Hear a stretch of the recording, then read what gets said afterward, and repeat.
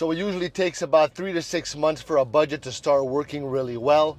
When you first create a budget, it can be hard to stick to, but you might not know how much you really spend on, like for snacks, clothes, or fun activities that are pretty much useless. In the beginning, it's important to keep track of your spending. I wish I knew this when I was growing up. Write down everything you buy so you can see if you're following your budget. You might find that you spend some things, you spend more on some things than you ought to.